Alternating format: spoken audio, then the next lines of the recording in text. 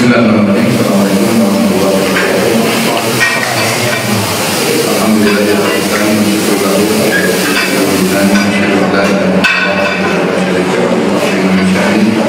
Wa asyhadu anna Muhammadan abduhu wa rasuluhu ila ikhwani Allahumma shalli alaihi wa ala alihi wa sahbihi ajmain.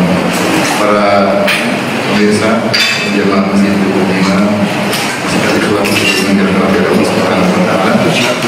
Pada pertemuan lalu kita telah membahas tentang bagaimana sikap kaum pluralis dan liberalis terhadap hadis-hadis Nabi SAW, bagaimana mereka seperti apa yang telah mereka lakukan terhadap Al-Quran, berusaha menghilangkan kesakralan Al-Quran, kesucian Al-Quran. Demikian juga mereka lakukan terhadap hadis-hadis Nabi dengan mereka menimbulkan keraguan atau mereka hadis-hadis Nabi tidak dicatat di zaman Rasulullah SAW, pencatatannya tertunda, ada abad kedua, kemudian banyak hal yang mereka ungkapkan seakan-akan hadis-hadis telah terlupakan sehingga keautentikannya tidak bisa dipertanggungjawabkan. Ini sudah kita bantah pada pertemuan yang lalu. Pada pertemuan kali ini kita akan bahas tentang bagaimana contoh mereka berdalil dengan hadis-hadis dengan pemahaman mereka sendiri untuk meregalkan pemahaman liberalisme dan pluralisme. Sebelum kita menyampaikan akan sifat-sifat mereka, perlu kita ingatkan bahwasanya metode tafsir hadis, metode tafsir hadis sesuai urutan berikut. Ini menurut Ahlussunnah wal Jamaah, ya, sesuai urutan berikut. Yang pertama adalah tafsir hadis dengan hadis. Tafsir hadis dengan riwayat-riwayat yang datang itu dengan hadis yang lain. Yang ini bisa kita lihat ketika kita meneliti makna suatu hadis. Banyak ulama terkadang mengumpulkan riwayat-riwayat yang lain sehingga nampak penafsirannya dari jalan-jalan yang lain. Dengan demikian satu hadis baru diketahui maknanya secara sempurna jika seluruh jalannya dikumpulkan. Oleh karenanya Imam Ahmad pernah berkata, al-hadits di dalam tujma' turuquhu, di dalam tajma' turuquhu lan tafhamu. Jika hadis-hadis tidak kumpulkan jalan-jalannya, maka ya kau tidak akan memahaminya. Jadi tafsir hadis dengan hadis ini dengan dua metode. Pertama, satu hadis dikumpulkan seluruh jalan-jalannya,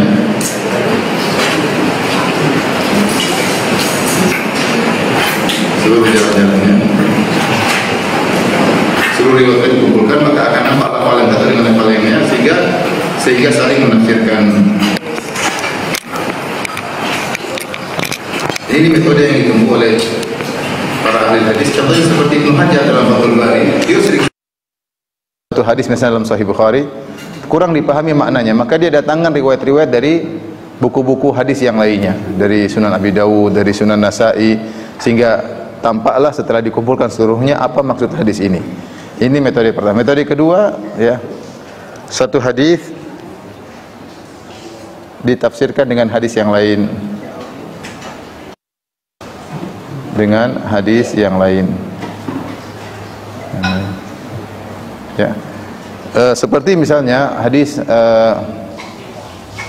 idzal taqal khitanani faqad wajabal ghuslu wa illam yunzil. Misalnya, jika bertemu dua tempat sunat, artinya ketemu antara kemaluan laki-laki dengan tempat sunat wanita, yaitu dengan kemaluan wanita, sudah terjadi penetrasi, maka tetap wajib mandi junub meskipun belum ejakulasi. Ini maksudnya apa? Bisa dilihat dengan hadis yang lain. Dalam hadis yang lain kata Nabi sallallahu alaihi wasallam, "Idza jalasa baina syu'abihal arba' tsumma jahadaha faqad wajabal ghuslu wa illam yunzil." Jika seorang laki sudah duduk di antara cabang wanita sudah melakukan penetrasi, maka tetap wajib mandi meskipun tidak mengeluarkan air mani. Ya. Jadi ini mudah, dan metode ini dua-duanya dilakukan oleh para ulama. Mengumpulkan riwayat untuk kejelasan satu hadis atau satu hadis dijelaskan dengan hadis yang lain. Jika tidak ditemukan metode ini, maka tafsir hadis dengan perkataan para sahabat. para sahabat. Ya. Terutama sahabat yang meriwayatkan hadis tersebut.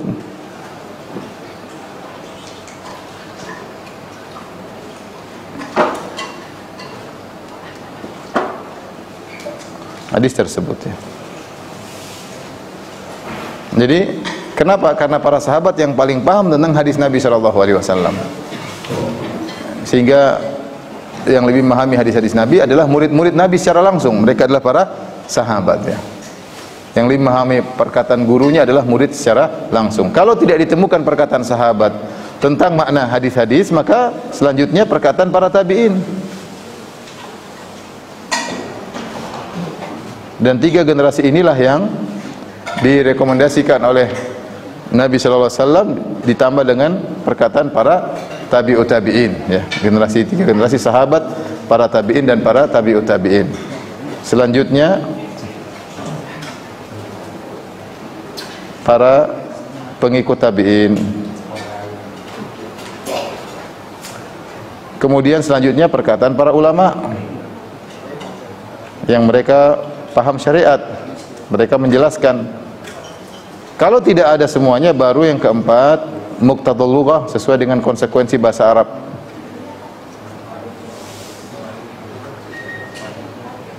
Nah, inilah metode memahami hadis menurut Ahlus Sunnah wal Jamaah. Adapun Ahlul Bidah, maka mereka tidak menempuh metode ini. Mereka tidak mau berpegang teguh dengan para salaf. Mereka Ahlul Bid'ah langsung loncat ke metode yang keempat. Kalau Ahlul Bid'ah langsung ke sini,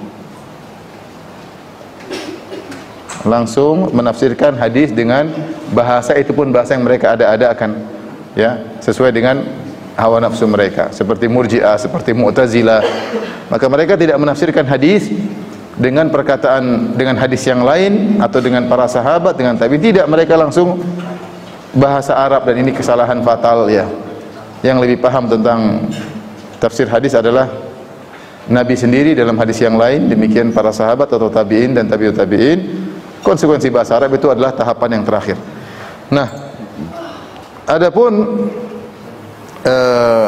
kaum pluralis, mereka menafsirkan hadis seenaknya saja, tidak mesti ikut kaidah bahasa ya. Tidak pakai kaidah pertama, bukan kedua, bukan ketiga, bukan keempat. Dan lebih aneh, terkadang mereka berdalil dengan hadis yang dhaif. Padahal pada pertemuan lalu telah kita bahas bahwasanya kaum pluralis mengatakan kami tidak mau menerima hadis kecuali yang mutawatir. Mutawatir itu sudah super sahih. Karena sudah sahih harus perawinya 10 sahabat minimal. Sementara ketika mereka sudah berbicara tentang keyakinan mereka, ada hadis yang ahad, bahkan hadisnya dhaif, mereka jadikan dalil. Yang penting sesuai dengan hawa nafsu mereka. Tapi kita akan sebutkan contoh-contoh, sudah ya?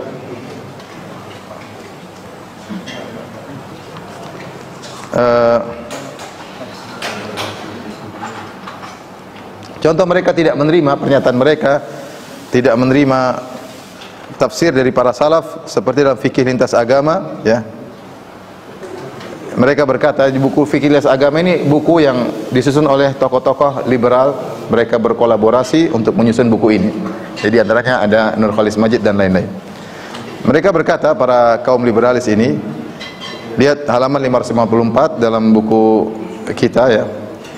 Di kalangan aktivis gerakan Islam berkembang satu tren untuk menjadikan masa tertentu yang diidentifikasikan sebagai as-salafus saleh, sebagai the golden age Islam, sehingga diposisikan sebagai standar kebenaran bagi setiap pemikiran dan aksi umat generasi Islam berikutnya.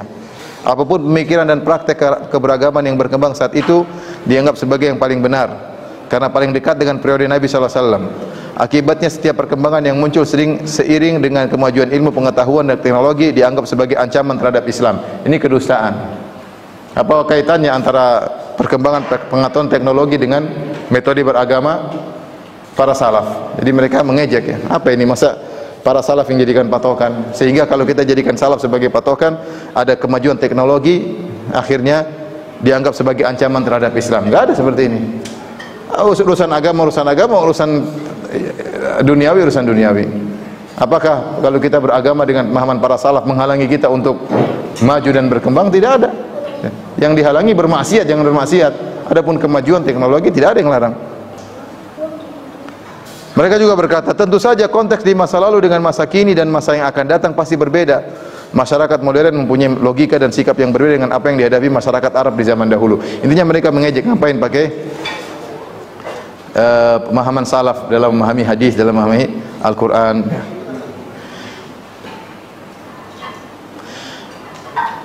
Taib. Sekarang kita bahas subhat mereka yang pertama.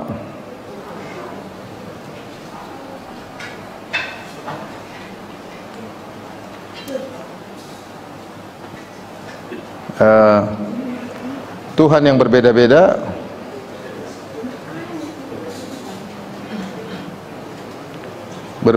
hakikatnya satu, hakikatnya sama, ya, sehingga kata mereka Tuhan itu sesuai keyakinan masing-masing, perasaan atau keyakinan masing-masing penganut.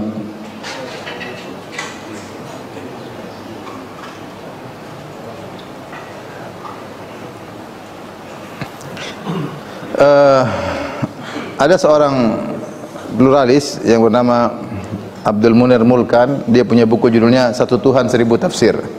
Satu Tuhan Seribu Tafsir. Mau ditafsirkan Tuhan seperti apa, ya Tuhannya itu juga, dan semuanya benar, ya.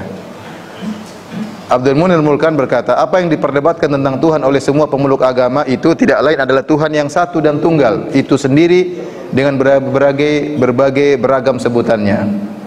Jadi mau bilang Tuhan Allah sama dengan Yesus, sama dengan Siddhartha Gautama, sama dengan Brahmana, sama dengan Wisnu, sama dengan Siwa, semua Tuhan yang disebut hakikatnya cuma satu, meskipun namanya berbeda-beda. Makanya dia bilang satu Tuhan seribu tafsir. Dan ini didukung juga oleh seorang bernama Media Zainul Bahri, ya, dalam bukunya, ya, Satu Tuhan Banyak Agama, ya, disertasi kalau tidak salah, Satu Tuhan Banyak Agama. Dia berdalil dengan perkataan Ibnu Arabi. Ibnu Arabi berkata, warna air adalah warna bejana yang ditempati. Kalau air kita taruh di bejana biru, warna air kelihatan biru. Kalau kita taruh air di bejana warna coklat, kelihatan airnya warna coklat. Itu sebabnya Tuhan berkata, aku adalah dalam sangkaan hambaku tentangku. Jadi Tuhan itu terserah kita mau sangkakan Tuhan sebagai apa, Tuhan seperti itu. Karena Tuhan menyesuaikan dengan persangkaan hamba, sama seperti air yang menyesuaikan warnanya dengan warna bejana. Kemudian mereka berdalil dengan sabda Nabi dalam hadis qudsi, ana inda dhanni abdi bi. Ya. Perhatikan, dalilnya apa? Mereka punya dalil. Dalilnya bahwa Tuhan ibarat air, kemudian keyakinan ibarat bejana. Ketika keyakinan ibarat bejana, maka Tuhan bisa berwarna-warni sesuai dengan warna bejana. Apapun warnanya, tetap saja intinya adalah air. Paham maksudnya sisi pendalilannya? Sisi pendalilannya bahwasanya demikian, Tuhan itu seperti air, dia bisa menyesuaikan dengan kondisi bejana. Warnanya bejana biru, dia berwarna biru. Bejananya warna kuning, jadi warna kuning, kelihatan warna kuning. Maka seperti itulah Tuhan. Kemudian dia Media Zainul Bahri berdalil dengan perkataan Ibnu Arabi yang berdalil dengan hadis qudsi, ana inda dhanni abdi bi. Aku sesuai, yaitu Tuhan maksudnya, aku sesuai, kata Allah, aku sesuai dengan persangkaan hambaku kepadaku. Semuanya benar. Makanya Ibnu Arabi mengatakan dalam syairnya, aqadal khalaiqu fil ilahi aqaida wa ana syahidtu jami'a ma taqaduhu. Kata Ibnu Arabi, orang-orang bikin keyakinan tentang Tuhan. Semua keyakinan mereka benar, saya yakin. Karena dia punya akidah bahwasanya Tuhan itu sesuai. Kau mau yakini Tuhan seperti apa, Tuhan bisa menyesuaikan. Tuhan bisa menyesuaikan, semuanya benar karena tertuju pada air yang sama, kepada Tuhan yang sama. Satu Tuhan seribu tafsir, satu Tuhan banyak agama. Ini dalil mereka. Ini contoh mereka melegalkan pluralisme, semuanya agama benar dengan dalil. Ini hadis sahih. Ana inda dhanni abdi bi, aku tergantung persangkaan hambaku. Maksudnya apa? Apapun persangkaan hambaku tentangku maka itu benar. Akulah Tuhan. Mau aku disangka Yesus, benar. Mau aku disangka Bunda Maria, benar. Mau aku disangka Siddhartha Gautama, benar. Mau aku disangka sebagai Dewa Siwa, Dewa Brahmana, Dewa Wisnu, benar semuanya. Dan itu aku adalah aku, tetap aku adalah Allah sesuai dengan persangkaan masing-masing penganut agama. Bagaimana membantah? Bantahan? Atau sudah benar ini syubhat? Bantahan. Pertama, hadis ini datang dalam lafal yang lain. Pertama, hadis ini bahkan disebutkan oleh Ibnu Arabi. Ibnu Arabi ketika dalam kitabnya Fusul Hikam dia menyebutkan riwayat ini, dan ini riwayat yang sahih.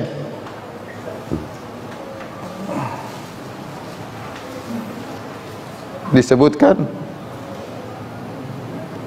dalam riwayat yang lain, falyadhun bi khairan, kata Allah Subhanahu wa taala, falyadhun bi khairan, karenanya hendaknya sang hamba berbaik sangka kepadaku. Sangka kepadaku. Baik. Perhatikan. Kalau kita perhatikan lafal ini, falyadhun bi khairan, hendaknya sang hamba berbaik sangka kepadaku, menunjukkan Allah perintahkan, berarti di sana isyarat ada hamba yang berburuk sangka kepada Allah. Benar atau tidak? Berarti kalau ada yang berburuk sangka berarti salah persangkaan. Salah persangkaan. Kalau semua persangkaan hamba benar tentang Allah, tidak perlu ada perintah berbaik sangkalah kepadaku. Mungkin bisa dipahami. Saya ulangi. Jadi media Zainul Bahri ini berdalil dengan Ibnu Arabi dengan hadis qudsi, ana inda dhanni abdi bi, aku tergantung persangkaan hambaku tentangku. Artinya semua persangkaan hamba, persangkaan apapun itulah Allah. Bantahannya mudah. Bukankah dalam sebagian riwayat dikatakan falyadhun bi abdi khairan, hendaknya hambaku berprasangka baik kepadaku. Ketika Allah perintahkan sang hamba untuk berprasangka baik kepada Allah, berarti ada hamba persangkaan yang salah. Berarti ada persangkaan yang keliru. Kalau begitu tidak semua persangkaan benar. Bisa dipahami? Atau nggak paham?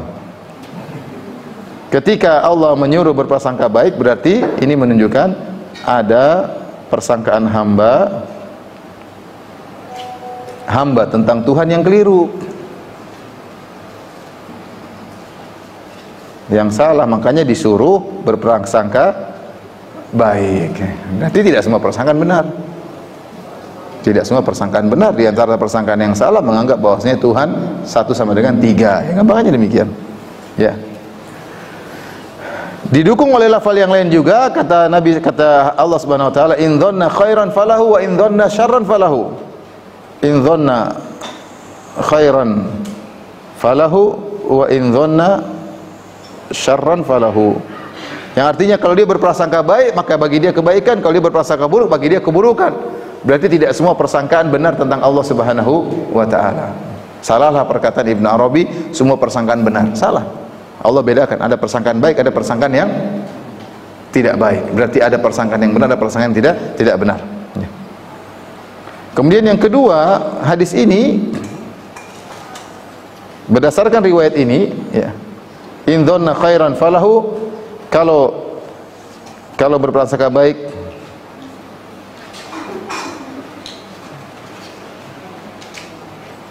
baginya kebaikan, maka baginya kebaikan.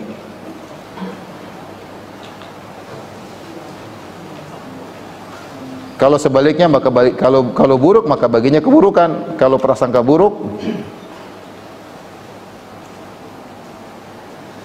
baginya keburukan. Lafal ini menunjukkan bahwasanya yang Allah sedang bahas dalam hadis qudsi tersebut bukan masalah zat Allah, tapi masalah perbuatan Allah terhadap hamba. Makanya kalau hamba berprasangka buruk, Allah akan membuat dia celaka, dia akan dapat kecelakaan. Kalau dia berprasangka baik, Allah akan berikan kebaikan bagi dia, maka dia dapat kebaikan. Bukan berprasangka Tuhan itu 1, 3, 5, enggak, bukan itu. Hadis yang lafal satu menafsirkan lafal yang lain. Jadi ini maksudnya Ibnu Arabi membawa hadis ini untuk mengatakan semua persangkaan hamba tentang zat Tuhan itu benar. Padahal hadis ini tidak terkait dengan persangkaan terhadap zat, tapi persangkaan terhadap sikap Allah terhadap apa? Hamba. Kalau seorang berprasangka baik, Allah akan berbuat baik sama dia, dia akan dapat kebaikan. Kalau dia berprasangka buruk, Allah bikin burukan kepada dia, maka dia akan dapat keburukan. Jadi ini terkait hadis ini terkait dengan persangkaan terhadap sikap Allah terhadap hamba, bukan tentang zat Allah, bukan tentang zat Allah. Jadi demikian ketika kita ingin meneliti makna suatu hadis, kita harus mengumpulkan jalan-jalannya agar jelas makna hadis tersebut. Dawin.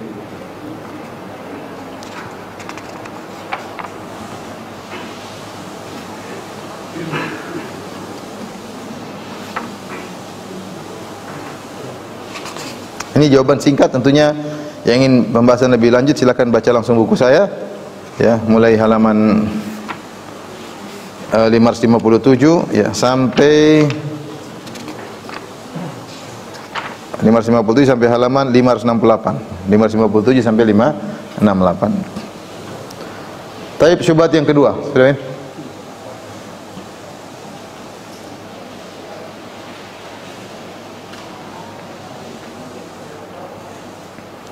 Mereka berdalil dengan sabda Nabi, idhabu fa antumut talaqa.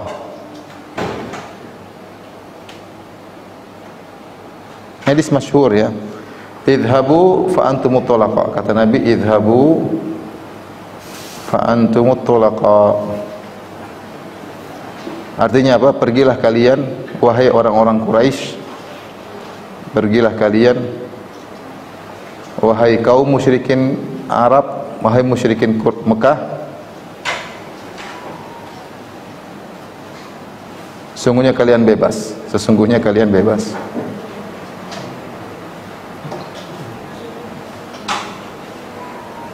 Jadi ketika Rasulullah SAW kumpulkan, Rasulullah telah menaklukkan kota Mekah, Rasulullah SAW kumpulkan orang Quraisy. Kata Rasulullah SAW, "Madza tadhunnun anni fa'ilun bikum?" Menurut kalian apa yang aku lakukan kepada kalian? Akhirnya mereka mengatakan, "Akhun khair," ya. Ya, akhun karim, ibnu akhin karim, kau adalah saudara yang baik, ayahmu juga baik. Kata mereka, kami tidak menyangka dari engkau kecuali kebaikan. Maka Rasulullah SAW berkata, idhabu, kalau gitu kalian bebas. Mereka masih musyrik, tapi Rasulullah SAW bebaskan. Ini makna hadis tersebut. Rasulullah maafkan mereka, Rasulullah SAW membebaskan mereka. Dijadikan dalil oleh kaum liberal, berarti ketika Rasulullah SAW membebaskan, berarti Rasulullah SAW mengakui keyakinan mereka. Berarti Nabi SAW mengakui eksistensi agama mereka, makanya tidak diperangi, disuruh pergi. Ya, mengakui eksistensi agama paganisme, penyembahan berhala mereka. Berhala. Tapi ini syubhat mereka yang disebut oleh Dr. Abdul Muqsid Ghazali ya. Dalam bukunya Argumen Pluralitas Agama halaman 6 sampai 7, dia mengatakan setelah menyebutkan tentang hal ini, dia mengatakan intinya Nabi mengakui keberadaan agama-agama lain yang tumbuh dan berkembang di Arab saat itu dan menghargai hak-hak pengikutnya. Apa dalilnya Nabi menghargai? Karena Nabi mengatakan silakan bebas. Bagaimana bantahan? Bantahan sangat mudah ya. Pertama, hadisnya dhaif. Hadis dengan lafal tersebut dhaif secara sanad. Mereka ini orang liberal, kalau sudah mau berdalil pakai hadis apapun, hadis palsu mereka jadikan dalil. Kalau sudah bertentangan dengan agama mereka, mereka bilang enggak, hadis yang harus jadi dalil harus yang mutawatir. Tapi kalau cocok dengan akidah mereka, meskipun hadis dhaif dipakai. Pertama, di sini lafal tersebut hadisnya sanadnya dhaif, lemah. Secara sanad lemah, tidak bisa dijadikan dalil.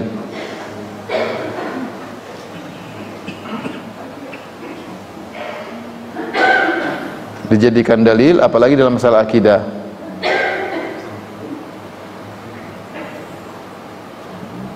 Masalah akidah. Yang kedua, memaafkan tidak melazimkan membenarkan. Memaafkan tidak melazimkan membenarkan. Tidak melazimkan membenarkan. Ada orang mencuri di rumah saya, ya sudah saya maafkan, sudahlah, pergilah. Apa berarti mencuri benar? Tidak ada. Memaafkan tidak melazimkan pembenaran. Ini adalah konsekuensi yang tidak lazim. Apakah bisa dipahami kalau Nabi membebaskan mereka berarti Nabi maafkan, berarti Nabi membenarkan? Jawabannya tidak. Yang ketiga, kenapa Nabi membebaskan? Berarti mereka telah melakukan kesalahan. Buktinya Mekah ditaklukkan dengan secara kasar, dengan secara paksa. Mekah ditaklukkan dengan paksa. Makanya disebut dengan Fatu Makkah. Disebut apa? Fatu, penaklukan kota Mekah. Nabi datang, Nabi paksa. Berarti Nabi tidak menganggap eksistensi mereka. Buktinya Nabi apa? Perangi. Cuman mereka kalah. Akhirnya mereka tunduk. Dari mana? Karena mereka Nabi kasihan, ya udah pergi aja. Tapi ketika Nabi menaklukkan dengan paksa, menunjukkan Nabi tidak mengakui eksistensi mereka. Buktinya diperangi. Kemudian yang keempat, ya, jadi Nabi berkata ketika Fatu Makkah, Nabi berkata,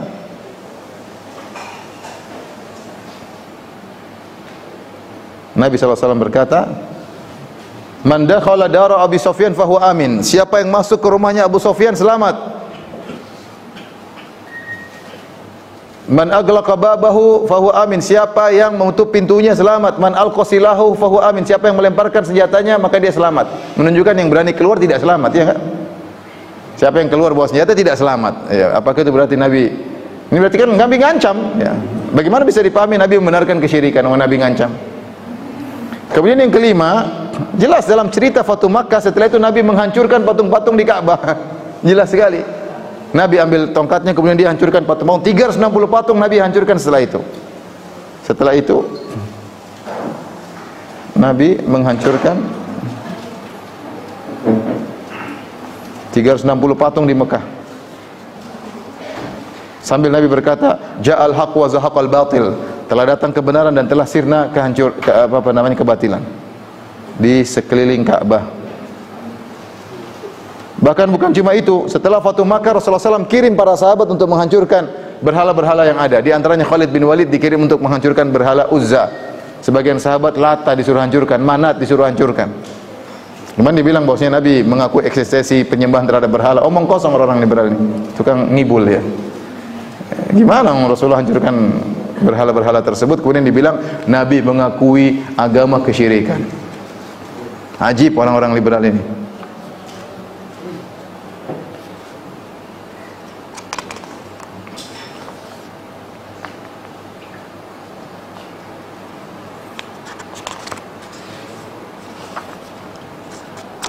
Taib, insyaallah bisa dipahami. Di antara juga Nabi menegur Hatib bin Abi Balta'ah. Nabi menegur, Nabi menyalahkan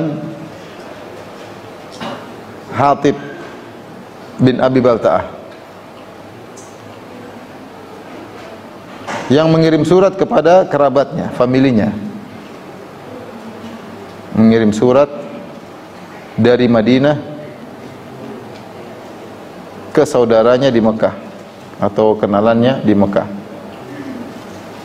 Jadi ketika Nabi SAW ingin menaklukkan kota Mekah, ingin menyerang kota Mekah, Nabi bawa pasukan 10.000. Itu mau apa bawa pasukan 10.000? Ya untuk memerangi kota Mekah. Kalau mereka melawan diperangi. Bagaimana kemudian Abdul Muhsin Ghazali bisa memahami Nabi mengakui eksistensi apa? Agama penyembahan terhadap berhala. Enggak tahu otak mereka bagaimana orang liberal ini. Jelas sekali yang Nabi bawa pasukan 10.000. Ketika Nabi akan berangkat, Hatib bin Abi Balta'ah kirim surat kepada kenalannya di Mekah, kasih tahu Nabi bakalan datang, selamatkan dirimu, karena dia punya utang budi sama mereka. Dia bukan ingin Islam kalah, tidak, dia cinta sama Nabi, tapi dia sayang sama kenalannya tersebut atau saudaranya tersebut yang pernah dia punya utang budi sama dia. Maka dia kirim surat, Rasulullah ingin menyerang kalian, maka selamatkan diri. Maknanya demikian. Dia kirim lewat seorang wanita.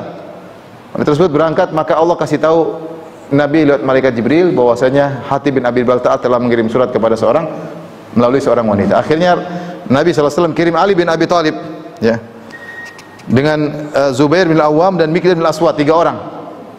Kata Nabi, kejar perempuan tersebut. Maka berangkatlah mereka dan perempuan sudah jauh, ya. Kemudian kata Nabi, kejar wanita tersebut, sungguhnya dia bawa suatu surat, ambil surat darinya, kata Nabi SAW, karena Jibril kasih tahu. Maka kata Ali bin Abi Thalib, kamu pergi sampai kami suatu tempat dan kami mendapati wanita tua tadi. Kami katakan, keluarkan surat, mana yang kau bawa? Kata wanita tersebut, ma ma'iya min kitab, saya tidak bawa surat apapun. Kata Ali bin Abi Thalib dan Zubair bin Awam dan Mikdad, la tukhrijinna al-kitab aw lanulqiyanna thiyaba. Cuma 2 pilihan, kasih surat itu, kalau enggak kita telanjangi kamu. Akhirnya dia keluarin suratnya. Ternyata surat tersebut isinya dari Hatib bin Abi Balta'ah kepada sebagian orang dari kaum musyrikin di kota Mekah, mengabarkan bahwasanya Rasulullah SAW akan menyerang kota Mekah. Maka datanglah surat tersebut sampai kepada Nabi. Nabi panggil Hatib. Kata Nabi, ya Hatib, mahadha. Hatib, apa yang kau lakukan ini? Kenapa? Karena Rasulullah tidak ingin penyerangannya ketahuan.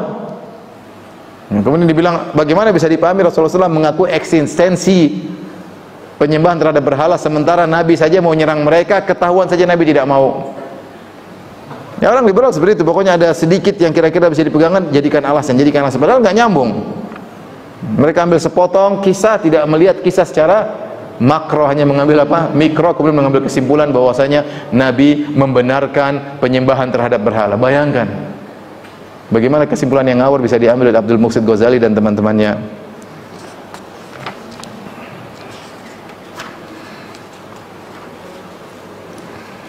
Taib.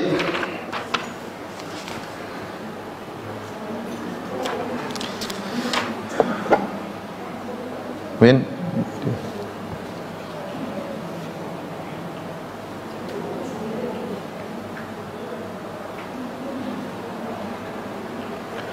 syubhat berikutnya,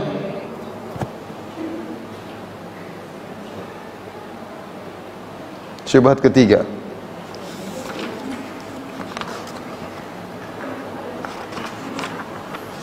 Saya langsung syubhat keempat, ya. Sini kita nomorin syubhat ketiga, ya.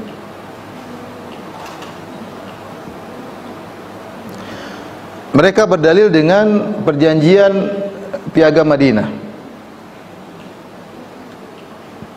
Berdalil dengan Piagam Kota Madinah untuk melegalkan pluralisme, bahwasanya semua agama adalah benar. Saya bacakan, ya. Piagam Madinah itu apa? Piagam Madinah adalah piagam yang ditulis oleh Nabi antara kaum muslimin orang Yahudi. Ketika Nabi SAW sampai di kota Madinah, Nabi mendapati komunitas besar, komunitas kaum muslimin. Yang kaum muslimin tidak kaum muslimin yang benar, dan ada orang-orang munafik, tapi KTP-nya semua Islam. Kemudian ada komunitas Yahudi, Yahudi dari Bani Qainuqa, Bani Nadhir, dan Bani Quraidah. Maka Nabi sebagai kepala negara, Rasulullah SAW membuat undang-undang, itu kesepakatan antara mereka, antara kaum muslimin dengan kaum Yahudi. Dipahami oleh orang-orang liberal bahwasanya kesepakatan ini menunjukkan bahwasanya pembenaran terhadap agama Yahudi. Nggak nyambung, kita buat kesepakatan sama orang di satu RT ada yang ateis, berarti apa kita membenarkan? Masih sederhana, kita memang buat kesepakatan berarti kita membenarkan pihak lawan kita yang bersepakat dengan kita. Tidak ada konsekuensi demikian. Misalnya kita di RT lah, di RT tetangga kita ada yang ateis, ada yang PKI misalnya, ada yang Yahudi, ada yang tukang mabuk, kemudian kita bikin kesepakatan kalau ada orang dari luar, kita sama-sama bela kampung, ya. Bukan berarti saya membenarkan tukang mabuk, saya benarkan ateis, tidak ada hubungannya. Ini sekedar untuk bela negara. Kalau ada yang menyerang, ya kita sama-sama kerjasama. Bukan berarti saya membenarkan apa keyakinan mereka dan apa yang mereka lakukan. Sederhana saja, ya.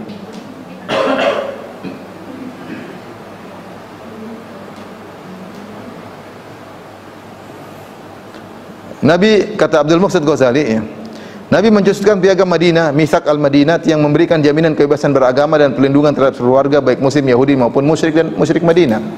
Ya. Tetapi tidak ada kelaziman bahwasanya Nabi membenarkan seluruh agama sebagaimana yang kalian yakini. Pluralisme agama, semua agama benar, semua agama mengantarkan kepada surga. Ya, ini tidak benar. Karena itu Nabi merasa perlu memperjuangkan kebebasan beragama. Jadi Nabi memperjuangkan, karena bayangkan dia mengatakannya, sekalipun wahyu Al-Quran tegas menyatakan perlunya menjamin kebebasan beragama. Mana tugas Al-Quran mengatakan bebas beragama itu di mana? Kata dia, Al-Quran telah tegas menyatakan perlunya menjamin kebebasan beragama. Nabi Muhammad tidak memandang cukup dengan anjuran kitab suci umat Islam tersebut. Nabi tampaknya menyadari bahwa ketentuan-ketentuan Al-Quran tidak bisa mengikat umat agama lain. Karena itu Nabi merasa perlu memperjuangkan kebebasan beragama, melalui jalur politik dengan membuat konstitusi yang mengikat semua elemen masyarakat Madinah. Jadi dia mengatakan Nabi memperjuangkan kebebasan beragama. Dari mana seperti ini?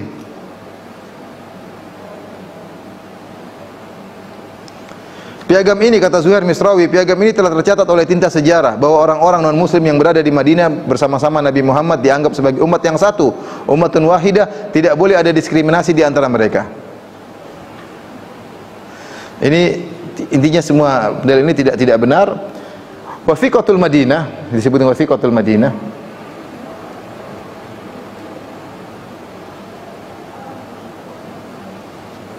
Piagam Madinah, ini piagam maksudnya perjanjian kesepakatan.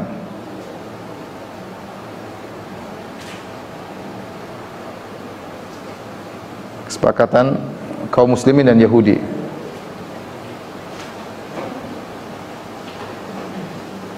Di kota Madinah. Datang dalam sanadnya, datang dalam riwayat yang sahih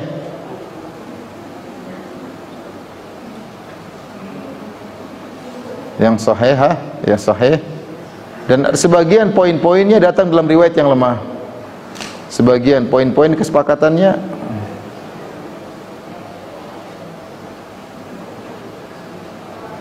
datang dalam riwayat yang lemah. Sekali lagi mereka katanya menolak hadis-hadis sahih kecuali yang mutawatir, tapi kalau ada hadis lemah sesuai dengan hawa nafsu mereka, mereka jadikan pegangan. Datang dalam riwayat yang lemah. Di antaranya pernyataan dalam poin tersebut ya. Jadi Ibnu Ishaq meriwayatkan teks tentang Wathiqatul Madinah namun tanpa sanad. Lemah berarti tanpa sanad, enggak ada sanadnya. Ada jalur-jalur yang lain yang sahih tapi tidak seperti lengkap seperti ini. Yang datang lengkap sanadnya lemah. Yang dijadikan dari oleh orang liberal. Apa isinya di antaranya? Wa innal yahuda yunfiquna ma'al mu'minin ma damu muharibin. Sungguhnya kaum Yahudi dan kaum mukminin sama-sama berinfak kalau negeri mereka diserang, kalau kota mereka diserang, kerjasama membela negara. Ya. Wa inna yahuda bani Auf ummatun ma'al mu'minin lil yahud dinuhum walil muslimin dinuhum. Bahwasanya Yahudi dari Bani Auf adalah satu umat bersama kaum mukminin. Ini jadikan mereka dalil ya. Kata mereka satu, maksudnya satu, sama-sama benar, sama-sama ini ya. Tapi ini riwayatnya lemah. Dalam riwayat yang lemah itu pun Nabi berkata lil yahudi dinuhum wal muslimin dinuhum. Masing Yahudi punya agama sendiri, kaum muslimin punya agama sendiri. Tetapi di antara pasal-pasal poin-poin perjanjian Madinah yang dijadikan dalil oleh kaum liberal, ternyata ada poin yang mereka sembunyikan. Sanadnya lemah, tapi ada poin mereka pilih poin-poin yang menurut mereka cocok dengan mereka, ada poin yang mereka sembunyikan. Di antara poin tersebut, wa innakum mahma ikhtalaftum fihi min syai'in fa inna maraddahu ila Allah azza wa jalla wa ila Muhammad sallallahu alaihi wasallam. Yang artinya kalian kalau berselisih apapun maka kembalinya harus kepada Allah dan Rasulnya. Gimana? Kata mereka semua agama sama, tidak didiskriminasi dalam piagam Madinah. Ternyata ada poin yang tidak sesuai dengan keinginan mereka. Bahwasanya kalau ada perselisihan antara kalian, antara Yahudi, antara kaum mukminin, hukumnya harus kembali kepada siapa? Allah dan Rasulnya. Ya, berarti tidak ada pengakuan terhadap mereka. Kalau ada masalah harus kembali. Mereka hanya diakui dalam rangka bela negara, harus sama-sama infak. Jangan kaum muslimin saja kalau diserang sama musyrikin, kaum muslimin yang perang. Kalian juga tinggal kota Madinah ikut perang dong. Tapi kalau ada perselisihan, keputusannya di tangan Muhammad sallallahu alaihi wasallam. Dalam juga sabda yang lain dalam Wathiqatul Madinah tersebut, wa innahu makana baina ahli hadhihi sahifa min hadatsin aw istijarin yakhafu fasadahu fa inna maraddahu ila Allah azza wa jalla wa ila Muhammad sallallahu alaihi wasallam. Apapun yang terjadi di antara penanda tangan perjanjian ini Yahudi dan kaum mukminin, kalau terjadi suatu permasalahan atau pertikaian yang dikhawatirkan akan merusak, menimbulkan kerusakan, maka tempat kembalinya adalah Allah dan Muhammad sallallahu alaihi wasallam.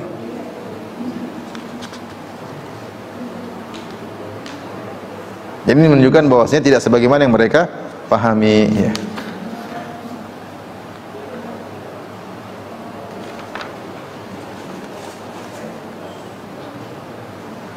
Bahkan datang dalam penukilan yang sahih bahwasanya ada diskriminasi antara muslim dan kafir. Dalam hadis Abu Juhaifah, dia berkata, aku bertanya kepada Ali bin Abi Thalib, ma inda hal indakum kitabun, wahai Ali, apakah kau punya catatan hadis yang semisalnya? Kata Ali, la illa kitabullah au fahman utiyahu rajulun muslim au ma fi hadis sahifah. Kata Ali, tidak ada yang saya diberikan kecuali Al-Quran atau pemahaman yang diberikan kepada seorang muslim dan apa yang tertulis dalam lembaran catatan saya. Fama fi hadis sahifah, apa yang terdapat dalam lembaran catatanmu? Di antaranya kata Ali bin Abi Thalib, la yuqtalu muslimun bi kafir. Seorang muslim tidak boleh dibunuh gara-gara membunuh orang kafir. Kita tahu hukum asalnya an-nafsu bin nafs. Kalau ada seorang muslim bunuh orang muslim, maka orang muslim harus dibunuh juga. Tapi ternyata dalam kehidupan antara kaum muslimin dengan kaum kafirin yang tinggal di areal kaum muslimin, jika ada orang muslim bunuh orang kafir, maka orang mukmin tidak dibunuh. Kenapa? Karena beda statusnya. Karena beda apa? Statusnya. Tidak mau disamakan dalam syariat Islam orang beriman dan orang tidak beriman. Sehingga kalau orang mukmin membunuh orang kafir, maka ada hukumnya, tapi tidak sampai dibunuh juga. Ya.